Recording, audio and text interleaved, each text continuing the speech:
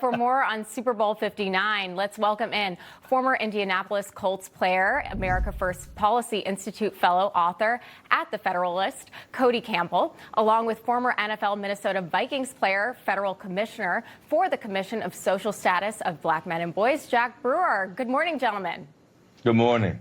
And I just want to say for our viewers, I'm wearing red, but may the best team win. I'm not one way or the other here. So, Cody, I'll start with you. What do you make of Trump making his way to New Orleans for the game, and what type of impact do you think he will have on the fans and players? Well, I think it's exciting that he's going to be there, and it's no big surprise. He understands that football is the representation of what makes America great, right? Today, we're going to celebrate meritocracy as a country. We're going to celebrate masculinity. And he understands that the whole world is going to be there to see it. And so he wants to be there and, essentially celebrate our culture. And so he will elevate, who sees it and how they see it and why they understand it's important. And so I'm excited that he's going to be in attendance. Awesome. So, Jack, I'll ask you the same question. What do you make of the commander-in-chief? And I'm not letting you know who I'm actually rooting for. What do you make of the commander-in-chief, the president, if you will, attending the game?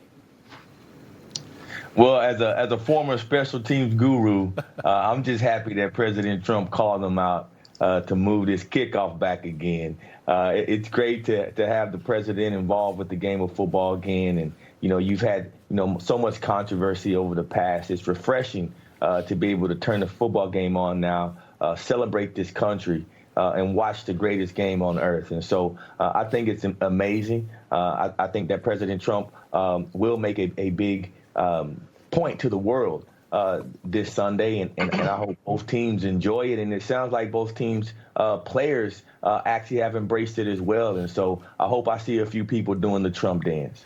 Oh, I think they will be doing it. But turning to this, Cody, with the tragic news, and of course, with New Orleans, the terrorist attack still fresh on everyone's mind, the president's presence at today's Super Bowl will undoubtedly bring increased security measures. In light of these heightened concerns, though, are you confident that the security protocols in place will be effective? I am. I think they'll do a great job, and security is always tight around the Super Bowl. I know there is heightened attention on it because of what has happened in New Orleans recently and because the president will be there. So I think everyone will be fine and everyone will have a great time. And I expect that the authorities will do a great job of keeping everyone safe. So, Jack, I'd like to hear your thoughts regarding the fact that while the Super Bowl is a momentous occasion for many, it also raises serious concerns, particularly regarding human trafficking. Major sporting events like the Super Bowl can unfortunately create opportunities for sex traffickers to exploit vulnerable individuals. This is why advocacy groups such as SOAP Project are stepping up their efforts to combat this issue. What are your thoughts? Yeah, sex trafficking is a huge issue. We talk about so much in our country, things like, almost 50% of every sex trafficked little girl is a little black girl.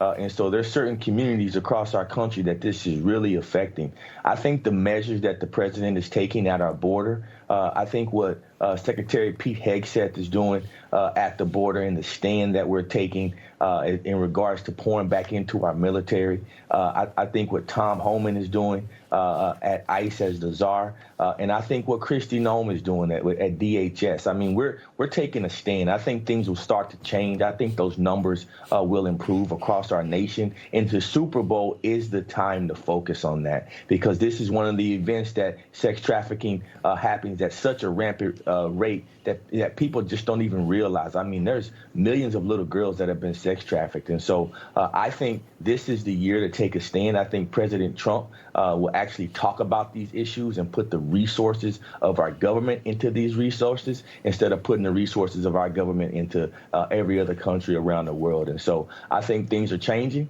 and I pray and, I hope God gives his grace to this nation so we can stop this just grave and evil